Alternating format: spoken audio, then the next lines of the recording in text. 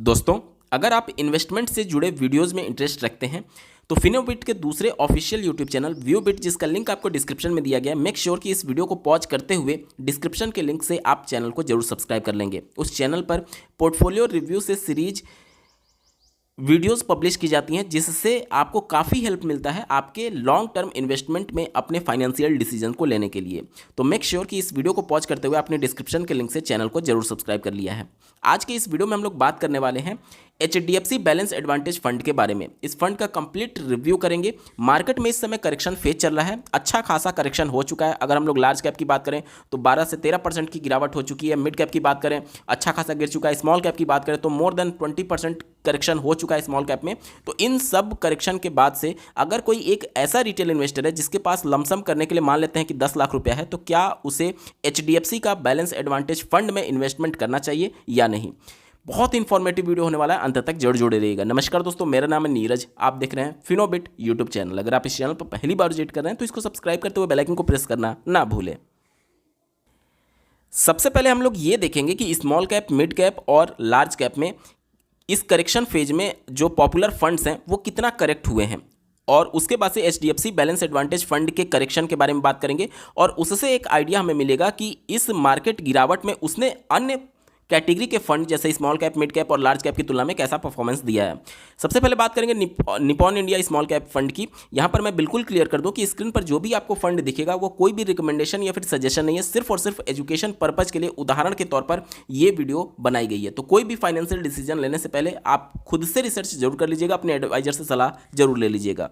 इस small cap में अगर मैं आपको पिछले 6 महीने का डेटा दिखाऊं, 6 महीने के बाद हम लोग क्यों कर रहे हैं, क्योंकि सितंबर 2024 से अब तक जब मैं ये वीडियो बना रहा हूं लगभग 6 महीने का समय हो चुका है और मार्केट में लगातार गिरावट चल रही है। इन 6 महीनों में इस फंड का, निपॉन इंडिया स्मॉल कैप का, अगर मैं परफॉर्मेंस दिखाऊं तो इस फंड में करेक्शन जो है वो 17.6% का हो चुका है। देखिए ब्लू वाली जो लाइन दिख रही है 17.6, वो निपॉन इंडिया स्मॉल कैप का है। वहीं पर निफ्टी स्मॉल कैप 250 यानी स्मॉल कैप का जो इंडेक्स है वो 17.73% टूटा हुआ है। तो यहाँ पर आप देख पा रहे होंगे स्मॉल कैप में हम लोग एवरेज मान लें किसी फंड में तो वो 17% का गिरावट हो चुका है इन 6 महीनों में। अब बात करेंगे मिड कैप की। स्क्रीन पर आप देख पा रहे होंगे कोटक इमर्जिंग इक्विटी स्कीम, जो कि मिड कैप कैटेगरी का फंड है, और इनके पिछले 6 महीने का अगर मैं परफॉर्मेंस आपके स्क्रीन पर दिखाऊं, देखिए 6 महीने का डेटा यहाँ पर सेलेक्ट है और निफ्टी मिड कैप 150 इंडेक्स जो है वो लगभग 13.5% टूटा हुआ है, और उसकी तुलना में कोटक इमर्जिंग इक्विटी जो कि मिड कैप कैटेगरी का फंड है वो लगभग 12% यहाँ पर निगेटिव रिटर्न दे रहा है। तो पिछले 6 महीने में इनका जो रिटर्न है वो -12% है मिड कैप का। अब बात करेंगे लार्ज कैप की। स्क्रीन पर आप ICICI prudential blue chip fund देख पा रहे होंगे, जो कि लार्ज कैप कैटेगरी का म्यूचुअल फंड है, और इनका अगर पिछले 6 महीने में परफॉर्मेंस देखें तो यहाँ पर आप देख सकते हैं 6 महीने में जो निफ्टी 100 है उसने लगभग 9.5% का निगेटिव में रिटर्न दिया है, और ये जो फंड है वो 6.5% के आसपास टूटा हुआ है। यानी कि लार्ज कैप की अगर हम लोग बात करें तो लार्ज कैप लगभग 6.5% के आसपास निगेटिव रिटर्न दिया हुआ है इन 6 महीनों में। अब बात करेंगे बैलेंस एडवांटेज फंड के बारे में। स्क्रीन पर आप देख पा रहे होंगे HDFC बैलेंस एडवांटेज फंड, और यहाँ पर अगर 6 महीने का मैं डेटा दिखाऊँ, आपके स्क्रीन पर है, यहाँ पर देख सकते हैं आप 6 मंथ में इस फंड में जो करेक्शन हुआ है वो हुआ है 5.5% का, और जो डायनेमिक एसेट एलोकेशन है उसमें भी लगभग 5.5% का 6 महीने में करेक्शन हुआ है। तो चाहे आप लार्ज कैप की बात करें, मिड कैप की बात करें, स्मॉल कैप की बात करें, तो जब भी मार्केट में करेक्शन होता है तो लार्ज, मिड और स्मॉल कैप से सबसे बेहतर जो परफॉर्मेंस रहता है वो हाइब्रिड कैटेगरी के फंड का रहता है। अब जब मैं डायनेमिक एसेट एलोकेशन की बात करूँ या फिर बैलेंस एडवांटेज फंड की बात करूं तो ये एक हाइब्रिड कैटेगरी का म्यूचुअल फंड होता है। हाइब्रिड कैटेगरी का मतलब क्या, कि यहाँ पर आपके इक्विटी और डेट दोनों का पोर्शन रहेगा, इक्विटी और डेट दोनों का पोर्शन रहेगा। और जब आप लार्ज कैप, मिड कैप और स्मॉल कैप की बात करते हैं तो यहाँ पर कंपलसरी नहीं है कि डेट का पोर्शन रहे ही रहे। डेट जो होता है वो हमें एक फिक्स रेट से रिटर्न बना करके देता है, चाहे मार्केट कैसा भी परफॉर्म क्यों ना कर रहा हो। लेकिन इक्विटी जो है वो हमारा निगेटिव में भी जा सकता है, इक्विटी जो है वो हमारा निगेटिव में भी जा सकता है। इस वजह से जब मार्केट करेक्ट होती है तो ये चूंकि लार्ज कैप, मिड कैप और स्मॉल कैप प्योर इक्विटी है, इसलिए ये तेजी से नीचे गिरते हैं। लेकिन जब आप हाइब्रिड कैटेगरी के फंड की बात करते हैं और उसमें भी बैलेंस एडवांटेज फंड की, तो वहां पर चूंकि डेट का भी पोर्शन होता है तो इक्विटी वाला तो नीचे गिरेगा, लेकिन डेट वाला इसके कंपैरिजन में उतना नीचे नहीं गिरता है, इसलिए ओवरऑल जो परफॉर्मेंस होता है वो प्योर इक्विटी फंड से हाइब्रिड कैटेगरी का जब मार्केट में करेक्शन चलता है तब अच्छा परफॉर्मेंस निकल करके आता है। यानी कि जब मार्केट में लगातार गिरावट हो रही हो तब हाइब्रिड कैटेगरी के फंड जो है वो आपको down side protection pure equity fund से ज़्यादा देते हैं, क्योंकि यहाँ पर केवल इक्विटी नहीं है बल्कि डेट का भी पोर्शन है।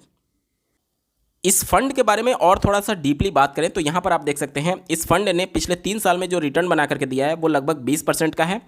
थोड़ा सा टाइम ड्यूरेशन को बढ़ाते हैं, 5 साल मैं यहाँ पर सेलेक्ट करता हूँ और 5 साल में जो रिटर्न है वो लगभग 20% के आसपास का है। और सिंस इंसेप्शन के रिटर्न की बात करें तो लगभग 15.5% के आसपास का है। अभी चूंकि मार्केट में 6 महीने से करेक्शन चल रहा है इसलिए सिंस इंसेप्शन रिटर्न इनका थोड़ा सा डाउन हुआ है, नहीं तो ये 16% से ऊपर का रिटर्न हुआ करता था। ठीक है, तो यहाँ पर सबसे पहले इनके इन्वेस्टमेंट स्ट्रेटजी की बात करें तो ये हाइब्रिड में भी डायनेमिक एसेट एलोकेशन की बात करते हैं। अब ये डायनेमिक एसेट एलोकेशन क्या होता है? हाइब्रिड तो आप समझ चुके हैं जिसमें इक्विटी और डेट दोनों का पोर्शन रहेगा। डायनेमिक एसेट एलोकेशन का मतलब कि ये अपने एलोकेशन को डायनेमिकली क्या करते हैं, चेंज करते रहते हैं। जैसे अभी अगर आप देखेंगे तो इक्विटी में लगातार करेक्शन चल रहा है पिछले 6 महीने में, तो जब भी फंड मैनेजर को लगेगा कि इक्विटी अच्छा परफॉर्म नहीं कर रही है तो वो अपने कुछ पोर्शन को डेट में शिफ्ट कर देते हैं। और मान लीजिए कि इक्विटी में रैली आ गई तो नो डाउट जो डेट है वो हमें 6 से 8% का ही रिटर्न देगा, लेकिन इक्विटी का कोई भी बाउंड्री नहीं है कि कितना रिटर्न देगा। हो सकता है आपका 1 साल में ही पैसा डबल हो जाए। तो इस वजह से जब फंड मैनेजर को ये लगेगा कि इक्विटी में रैली आ गई तो वो आपके पैसे को जो डेट में है उसको इक्विटी में शिफ्ट कर देते हैं। यानी कि मार्केट सिचुएशन के हिसाब से आपका पैसा इक्विटी से डेट और डेट से इक्विटी में डायनेमिकली एलोकेट किया जाता रहता है, इसीलिए इसको डायनेमिक एसेट एलोकेशन बोलते हैं। यानी कि ये पहले से प्री डिफाइंड नहीं है कि इक्विटी में कितना परसेंट होगा या फिर डेट में कितना परसेंट होगा। अगर आप हाइब्रिड में ही दूसरी कैटेगरी की बात करेंगे जैसे कि एग्रेसिव हाइब्रिड और दूसरा होता है आपका कंजर्वेटिव हाइब्रिड, तो दोनों का अगर आप इन्वेस्टमेंट स्कीम देखेंगे तो दोनों में आपको अंतर समझ में आएगा। जैसे एग्रेसिव की बात करें तो चूंकि ये हाइब्रिड है तो इक्विटी और डेट दोनों रहेगा, लेकिन एग्रेसिव है। एग्रेसिव कहने का मतलब कि ज़्यादा रिस्क लिया जा सकता है, तो यहाँ पर इक्विटी का जो पोर्शन होगा वो 50% से ज़्यादा होगा और डेट का जो पोर्शन होगा वो 50% से कम होगा। वहीं पर जब आप कंजर्वेटिव हाइब्रिड की बात करते हैं, कंजर्वेटिव मतलब कि जो कम रिस्क ले सकते हैं, तो उनके लिए इस प्रकार के कंजर्वेटिव हाइब्रिड की बात की जाती है जिसमें डेट का पोर्शन जो होता है वो 50% से ज़्यादा होता है और इक्विटी का जो पोर्शन होता है वो 50% से कम होता है। ठीक है, तो जब ये 50% से कम है तो हमें रिटर्न भी कम देगा लेकिन डाउन साइड प्रोटेक्शन ज़्यादा देगा। और जब ये 50% से ज़्यादा है एग्रेसिव हाइब्रिड में तो हमें रिटर्न तो ज़्यादा बना करके देगा कंजर्वेटिव से, लेकिन रिस्क भी हमारा इसमें ज़्यादा है। तो इन्हीं के बीच की कड़ी होती है डायनेमिक एसेट एलोकेशन, यानी कि ये पहले से प्री डिफाइंड नहीं रहेगा कि इक्विटी या फिर डेट में किसका पोर्शन ज़्यादा रहेगा, जबकि मार्केट जिस तरीके से मूव करेगी उसके हिसाब से हम अपने फंड को डायनेमिकली मूव करेंगे। हम कहने का मतलब कि जो इस एएमसी के फंड मैनेजर होंगे इस प्रोडक्ट के, वो आपके पैसे को मूव करते रहते हैं इक्विटी से डेट में और डेट से इक्विटी में। उम्मीद करता हूं यहां तक समझ में आया होगा।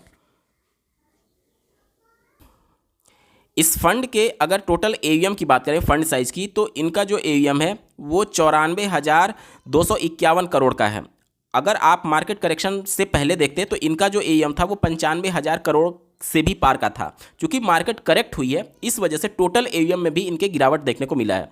गिरावट के बाद भी जितने भी म्यूचुअल फंड अवेलेबल है, चाहे किसी भी कैटेगरी की आप बात कर लीजिए, large cap, mid cap, small cap, flexi cap, multi cap, जितने भी होते हैं सभी कैटेगरी में जितने भी प्रोडक्ट अवेलेबल हैं उनमें सबसे ज़्यादा एयूएम अगर किसी का है तो इसी का है, एचडीएफसी बैलेंस एडवांटेज फंड का। ऑलमोस्ट ये 1 लाख करोड़ को टच करने वाला था कुछ समय पहले की अगर मैं बात करता, जब मार्केट अपने ऑल टाइम हाई पर था।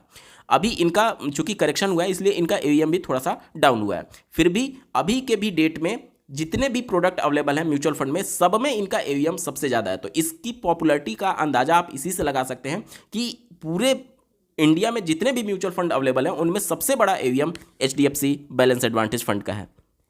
अगर इनके होल्डिंग्स की बात करें तो टोटल 400 स्टॉक्स में इनकी होल्डिंग है। 400 स्टॉक्स, जब मैं ये 400 होल्डिंग की बात कर रहा हूँ तो इसमें केवल स्टॉक्स यानी कि डायरेक्ट इक्विटी नहीं है, बल्कि यहाँ पर गवर्नमेंट ऑफ इंडिया भी आपको दिखेगा। गवर्नमेंट ऑफ इंडिया का मतलब कि जो डेट में एक्सपोजर है या फिर जो कारपोरेट बॉन्ड्स, जो गवर्नमेंट बॉन्ड्स होते हैं, डिबेंचर्स वगैरह होते हैं, उसमें भी इनका इन्वेस्टमेंट है। ठीक है, तो यहाँ से आप समझ पाएंगे। यहाँ पर देखिए होल्डिंग एनालिसिस से, जैसे इस समय इन्होंने इक्विटी में अपना पोर्शन लगभग 54% के आसपास रखा हुआ है, डेट में इन्होंने अपना एक्सपोजर लगभग 30% के आसपास रखा हुआ है, और कैश भी ये काफ़ी ज़्यादा अभी होल्ड करके रखे हुए हैं। यानी कि एएमसी को अभी भी लगता है कि मार्केट में और ज़्यादा करेक्शन हो सकती है, इस वजह से इन्होंने कैश को बढ़ा रखा है। हालांकि जनरली 5% लोग म्यूचुअल फंड में कैश होल्ड करके रखते हैं, क्योंकि अचानक से मान लीजिए बहुत ज़्यादा रिडेम्पशन का ऑर्डर आ गया, तो उस रिडेम्पशन के ऑर्डर को सर्व करने के लिए कुछ कैश जो है वो होल्ड करके रखते हैं। लेकिन जब मार्केट करेक्ट होती है तो उस समय कैश होल्डिंग को बढ़ा दिया जाता है कि जब अपॉर्चुनिटी मिलेगी तो इक्विटी का पोर्शन और ज़्यादा डिप में खरीदा जा सके। ठीक है, तो यहाँ पर आप इनका देख पा रहे होंगे होल्डिंग्स वगैरह। ठीक है, अब कुछ और टेक्निकल पॉइंट्स की बात कर लें तो देखिए, इनके पीई की बात करें, पीई हमें ये बताता है कि वैल्यूएशन कैसा है। हालांकि पीई जो होता है, प्राइस टू अर्न रेशियो, वो अगर आप इंडिविजुअली किसी स्टॉक्स की बात करेंगे, शेयर की बात करेंगे, तो वहां पर हमें एग्जैक्ट आइडिया मिलता है। लेकिन जब आप ग्रुप ऑफ स्टॉक्स की बात करते हैं म्यूचुअल फंड में, तो यहां पर क्लियर आइडिया नहीं मिल पाता है। लेकिन फिर भी एक मोटा मोटी हमें आइडिया दे देता है कि हाँ, अभी जो आप इस फंड में पैसा लगाएंगे वो फेयर वैल्यूएशन पर देखने को मिल रहा है। जैसे अगर आप लार्ज कैप की बात करें, निफ्टी 50 की बात करें, उनका पीई रेशियो इस समय लगभग 20 से 21 के बीच में चल रहा है। वहीं पर मिड कैप इस समय सबसे ज़्यादा ओवर वैल्यूड है, लेकिन इनका पीई 18 के आसपास है, जो कि काफ़ी अच्छे स्तर पर आ चुका है। इसके बाद से अगर मैं इनके अल्फ़ा की बात करूं, अल्फ़ा हमें ये बताता है कि कोई भी म्यूचुअल फंड का परफॉर्मेंस कैसे चेक किया जाएगा, उनके इंडेक्स से चेक किया जाएगा। अब ये जो डायनेमिक एसेट एलोकेशन इंडेक्स होगा, उससे ये 10%, 9% के आसपास आपको ज़्यादा रिटर्न बना करके दे रहे हैं। यानी कि अपने बेंचमार्क जिससे इनके परफॉर्मेंस की तुलना की जाएगी, उससे ये लगभग 9% ज़्यादा रिटर्न बना करके दे रहे हैं। इससे आप इनकी परफॉर्मेंस का अंदाजा लगा सकते हैं। बीटा की बात करें तो बीटा हमें ये बताता है कि अपने बेंचमार्क से या फिर इंडेक्स से ये कितना ज़्यादा वोलेटाइल होगा। अगर इसका अगर ये 1 के बराबर होता, इसका मतलब कि ये अपने बेंचमार्क या फिर इंडेक्स के बराबर वोलेटाइल है। यानी मार्केट जितना बेंचमार्क ऊपर उठेगी उतना ये ऊपर उठेगा, और जितना नीचे गिरेगी उतना नीचे गिरेगा। अब चूंकि ये 1 से कम है, इसका मतलब कि मार्केट में जो बेंचमार्क है इस डायनेमिक एसेट एलोकेशन का, जब मार्केट गिरेगी तो उससे ये कम गिरेगा, उससे ये कम गिरेगा। यहाँ तक समझ में आया। और जब मार्केट उठेगी तो उससे ज़्यादा उठेगा। क्यों? क्योंकि कैसे हम लोग परफॉर्मेंस निकालते हैं, हम लोग परफॉर्मेंस निकालते हैं कि मान लीजिए कि मार्केट अगर 10% ऊपर उठा, मैं बात कर रहा हूँ यहाँ पर इसके बेंचमार्क की, तो 10% को सबसे पहले इस 0.7 में मल्टीप्लाई किया जाएगा, यानी 7 यहाँ से आ गया, और 9 जो ये अल्फा है वो इसमें जोड़ दिया जाएगा। यानी कि अगर 10% मार्केट उठा तो ये जो फंड है वो 16% उठेगा। मोटा मोटी हमें ये आइडिया बताया जाता है। ठीक है, इस तरीके से। उसके बाद से शार्प रेशियो की अगर हम लोग बात करें तो ये हमें एक तरीके से जो इक्विटी वाला पोर्शन है वो हमें कितना रिटर्न बना करके देगा, क्योंकि मेनली यहाँ पर इक्विटी का पोर्शन क्या है, 50% से ज़्यादा है इस समय, और डेट का पोर्शन क्या है, 30 पॉइंट समथिंग था। तो यहाँ पर आप समझ पाएंगे कि जब आप रिस्क ले रहे हैं अपने पैसे पर ज़्यादा, इक्विटी में पैसा लगा करके, तो इक्विटी वाला पोर्शन हमें कितना रिटर्न बना करके देगा। क्योंकि जब आप रिस्क ले रहे हैं तो जाहिर सी बात है आप ज़्यादा रिटर्न चाहेंगे। तो शार्प रेशियो हमें यही बताता है कि इक्विटी वाला पोर्शन हमारे लिए कितना रिटर्न बना करके देगा, और ये पॉजिटिव में जितना ज़्यादा हो उतना हमारे लिए बेहतर है। तो यहाँ पर ये पॉजिटिव है, तो इससे हमें ठीक ठाक अंदाजा मिल रहा है। शॉर्ट टेन्योर रेशियो में डाउन साइड प्रोटेक्शन के बारे में बताता है, जिनका वैल्यू इस समय काफ़ी अच्छे लेवल पर है। तो इस तरीके से आप समझ पाएंगे कि इस फंड का जो परफॉर्मेंस है काफ़ी बेहतरीन है। इन्होंने अल्फा हाई जनरेट करके रखा हुआ है, और अपने आप को इन्होंने बहुत ज़्यादा वोलेटाइल नहीं किया हुआ है। रिटर्न बनाने के बावजूद भी इनकी वोलेटिलिटी काफ़ी कम है। और मैंने आपको वीडियो के स्टार्टिंग में भी दिखाया, लार्ज कैप, मिड कैप और स्मॉल कैप की तुलना में ये फंड जो है वो सबसे कम गिरा हुआ है। ठीक है, चलिए इस फंड के बारे में हम लोगों ने सब कुछ डिस्कस कर लिया। अब बात करते हैं कि क्या ये फंड आपके लिए अप्रोप्रिएट है। तो अगर आपका टाइम होराइजन 5 साल से कम है, 5 साल से कम है, तो उस कंडीशन में अगर आप कम रिस्क लेना चाहते हैं, आपका रिस्क एपेटाइट काफ़ी लो है, तो उस कंडीशन में आप इसको कंसीडर कर सकते हैं। लेकिन अगर आपका टाइम होराइजन 5 साल से ऊपर है तो आपको इस फंड को कंसीडर नहीं करना चाहिए। क्यों? क्योंकि 5 साल से ऊपर अगर आपका है तो इक्विटी इससे बेहतर परफॉर्मेंस दे सकती है। अगर आपका रिस्क एपेटाइट बहुत ज़्यादा है, अगर आपका 10 साल 15 साल का टाइम होराइजन है, तो उस कंडीशन में भी आपको हाइब्रिड फंड नहीं सेलेक्ट करना चाहिए, क्योंकि प्योर इक्विटी जो है उसमें ज़्यादा कैपेबिलिटी है, ज़्यादा पोटेंशियल है आपके पैसे को मल्टीप्लाई करने के संदर्भ में। जबकि ये जो हाइब्रिड प्रोडक्ट होगा, चूंकि डेट का पोर्शन ज़्यादा होता है, इस वजह से ये डाउन साइड प्रोटेक्शन तो आपको देंगे, लेकिन मार्केट में जितनी उछाल रहेगी उतने के बराबर, जो प्योर इक्विटी की मैं बात कर रहा हूँ, उतने के बराबर रिटर्न आपको नहीं दे सकते हैं। तो ये फंड जो है वो किसके लिए अप्रोप्रिएट होता है उसके बारे में एक बार बात कर लेते हैं। अगर आपका रिस्क एपेटाइट काफ़ी लो है, मतलब कि आप अभी तक केवल एफडी में इन्वेस्टमेंट करते थे और आपका टाइम होराइजन कितना भी क्यों ना हो, आप चाहते हैं कि मेरा पैसा बहुत ज़्यादा निगेटिव में ना जाए, तो उस कंडीशन में आप इसको कंसीडर कर सकते हैं अगर 10 साल से भी ऊपर का टाइम होराइजन है तो। लेकिन रिस्क एपेटाइट जिनका बहुत कम है, जो बिल्कुल रिस्क नहीं लेना चाहते, उनके लिए ये मैं बात बता रहा हूँ, ठीक है। और अगर आप SWP करना चाहते हैं, जैसे आप रिटायर हो चुके हैं, रिटायरमेंट फंड आपको मिला, उस पैसे को एकमुश्त इन्वेस्ट करके अगर आप वहां से रेगुलर मंथली इनकम चाहते हैं, तो उन कैंडिडेट्स के लिए भी ये HDFC का बैलेंस एडवांटेज फंड काफ़ी बेहतरीन प्रोडक्ट हो जाता है, क्योंकि जब मार्केट में रैली रहेगी तब तो ये आपको रिटर्न बना करके देगा ही देगा। जब मार्केट में करेक्शन रहेगी तो अन्य इक्विटी, जो प्योर इक्विटी होते हैं, उनसे ये डाउन साइड प्रोटेक्शन ज़्यादा देगा। क्योंकि आप SWP में मंथली बेसिस पर पैसा निकाल रहे होते हैं, तो आपको एक स्टेबल फंड की ज़रूरत होती है, ताकि हमारा जो फंड है वो बहुत ज़्यादा वोलेटाइल ना हो, यानी कि जब मार्केट उठे तो बहुत ज़्यादा उठ जाए और मार्केट गिरे तो बहुत ज़्यादा गिर जाए। इससे क्या होगा कि जब आप पैसा निकालेंगे तो आपके यूनिट्स ज़्यादा निकलने लग जाएंगे। इस वजह से हमें एक स्टेबल फंड की तलाश होती है SWP के लिए, और उन कैंडिडेट्स के लिए, उन लोगों के लिए HDFC का बैलेंस एडवांटेज फंड काफ़ी अच्छा प्रोडक्ट हो जाता है। तो मोटा मोटी अगर वीडियो को हम लोग समराइज करें, काफ़ी बेहतरीन प्रोडक्ट है, लेकिन सबके लिए नहीं है। अगर आपका रिस्क एपेटाइट बहुत हाई है, बहुत रिस्क ले सकते हैं, अगर आपका टाइम पीरियड बहुत लंबा है, तो आपको इस हाइब्रिड प्रोडक्ट से दूर रहना चाहिए। लेकिन अगर आपका टाइम होराइजन काफ़ी कम है और इसके अलावा अगर आप SWP करना चाहते हैं, या फिर आप रिटायर्ड हो चुके हैं और आपके पास बहुत रिस्क लेने की क्षमता नहीं है, उस कंडीशन में इस प्रोडक्ट को कंसीडर किया जा सकता है, ठीक है। उम्मीद करता हूं आपके सारे डाउट्स क्लियर हो चुके होंगे। बावजूद इसके अगर आपका कोई प्रश्न रह जाता है तो कमेंट के माध्यम से पूछ सकते हैं। आपको ये वीडियो कैसा लगा, मेरा एफर्ट कैसा लगा, कमेंट के माध्यम से जरूर बताइएगा, और ऐसे ही महत्वपूर्ण अपडेट के लिए चैनल को सब्सक्राइब करना ना भूलें। इस वीडियो को देखने के लिए आपका बहुत बहुत धन्यवाद। भगवान करे आपका दिन शुभ।